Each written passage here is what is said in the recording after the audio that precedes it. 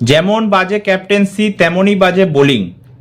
KKR Mumbai ইন্ডিয়ান্সের কাছে হেরে গেল এবং মুম্বাই ইন্ডিয়ান্সের এতদিন আইপিএল এর হিস্ট্রিতে হাইয়েস্ট রান চেস ছিল 219 রান, যেটা 2021-এর আইপিএলে মুম্বাই ইন্ডিয়ান্স করেছিল।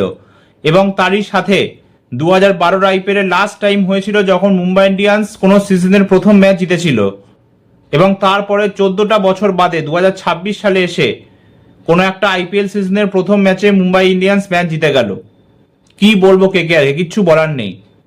মানে ফার্স্টে ব্যাটিং করে 220 রান স্কোর করেও কেকেআর 221 রান ডিফেন্ড করতে পারলো না। যেমন বোলাররা বাজে বোলিং করেছে তেমনই বাজে ক্যাপ্টেন্সি হয়েছে। সুনীল নারায়ণকে কেন পাওয়ার প্লের মধ্যে আনা হলো না, কি কারণে? তারপরে সুনীল নারায়ণকে 2 ওভার মাঝখানে করানো হলো, একটু রান খেয়ে গেল, ব্যাস, ওকে আর বোলিংয়ে আনাই হলো না। তারপরে আবার যখন বোলিংয়ে আনা হলো তখন অলরেডি ম্যাচ যাকে বলে কেকেআর হেরে গেছে, মুম্বাই জিতে গেছে ম্যাচ, 12 বলে 9 রান দরকার। আর সেই সময় যাকে বলে সুনীল নারায়ণকে আনা হলো বোলিংয়ে, 8 রান দিয়ে একখানা উইকেট নিয়ে নিল। তাহলে এই সুনীল নারায়ণকে আগে কেন আনা হলো না, কি কারণে? কে বারণ করেছিল আনতে? অনুকূল রয়কে বোলিং দেওয়াই হলো না, 1.1 ওভার মাত্র বোলিং করেছে। তাহলে কি কারণে, কেন? ক্যামেরন গ্রিন, তাকে তো বোলিং দেওয়াই হলো না। তাহলে 25 কোটি টাকা দিয়ে কেনার মানেটা কি? কি কারণে 25 কোটি টাকা দিয়ে ক্যামেরন গ্রিনকে নেওয়া হয়েছে, এটাই তো বুঝতে পারছি না। এবং এই নিয়ে মুম্বাই ইন্ডিয়ান্সের এগেনস্টে 35 ম্যাচে কেকেআরের 24তম হার, 24তম। 11টা ম্যাচ মাত্র কেকেআর জিতেছে মুম্বাই ইন্ডিয়ান্সের এগেনস্টে। কি বলবো, যখন 220 রান স্কোর করলো তখন ভাবলাম যে কেকেআর হয়তো ম্যাচটা জিতে যাবে, কিন্তু তারপরেও হেরে গেল। এবং এই বোলিং পারফরমেন্সের পরেও কেকেআর ফ্যানেরা যদি কেকেআর এর উপর ভরসা রাখে যে এইবার কেকেআর যাকে বলে 4th টাইম আইপিএল জিততে চলেছে, তাহলে সেই আশায় জল ফেলে দেওয়া উচিত। কেকেআরের কোনো চান্স নেই এরকম বোলিং নিয়ে আইপিএল টাইটেল জেতার। এবং আমি শুধু একটাই জিনিস চাই যে যখনই ইডেন গার্ডেন্সে খেলা হবে, মানে কলকাতায় খেলা হবে, তখন যেন স্পিন ফ্রেন্ডলি উইকেটস বানানো হয়।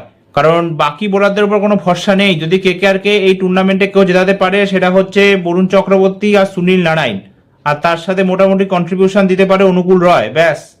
বাকিদের উপর কোনো এক্সপেকটেশনস নেই। বরুণ চক্রবর্তীর যে সেই সুপার 4 ম্যাচ থেকে খারাপ ফর্ম চলছে তো চলছেই, এই ম্যাচেও 4 ওভারে 48 রান দিয়ে 0 উইকেট। লাইন লেং যেন ভুলেই গেছে বোলিং এর, মিস্ত্রি যেন সবকিছু গায়েব হয়ে গেছে। যাই হোক, কেকেআরে খুব একটা বাজে স্টার্ট হলো। এবং যদি আমরা ম্যাচের কথায় আসি তাহলে মুম্বাই ইন্ডিয়ান্স ফার্স্টে টসে জিতে বোলিং করার ডিসিশন নেয়। এবং প্রথমে ভেবেছিলাম যে ঘাস আছে উইকেটে, হয়তো লো স্কোরিং ম্যাচ হবে এবং যাকে বলে পেস বোলাররা সাহায্য পাবে, কিন্তু সেসব আমরা কিছুই দেখতে পেলাম না। 220 রান কেকেআর ফার্স্টে ব্যাটিং করে দিল 4 উইকেটের বিনিময়ে। কেকেআরের হয়ে একটা দুর্দান্ত কিন্তু স্টার্ট দেয় ফিন অ্যালেন এবং তার সাথে আজিঙ্ক্য রাহানে, দুজনের মধ্যে একটা দারুণ ওপেনিং পার্টনারশিপ হয়।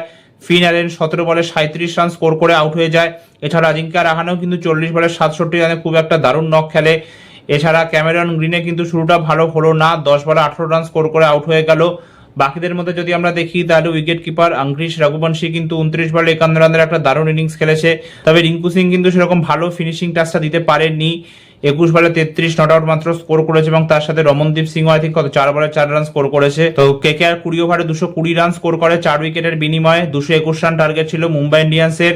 ফার্স্ট উইকেটে একটা দুর্দান্ত পার্টনারশিপ হয় রোহিত শর্মা এবং তার সাথে রায়ান রিকেলটনের মধ্যে, 148 রানের ওপেনিং পার্টনারশিপ হয় এবং একটা দুর্দান্ত ক্যাচ নেয় যাকে বলে অনুকূল রয়। রোহিত শর্মা কিন্তু সাজঘরে ফেরায়, 38 বলে 78 রান স্কোর করে। এবং যাকে বলে রোহিত শর্মা সাধারণত এত ভালো খেলে না ফার্স্ট ম্যাচগুলোতে, কিন্তু এবারে কিন্তু ফার্স্ট ম্যাচেও খেলে দিল। এবং কেকেআরের এগেনস্টে রোহিত শর্মা দারুণ খেলে, সবসময় দারুণ খেলে, একটা সেঞ্চুরিও আছে কেকেআরের এগেনস্টে।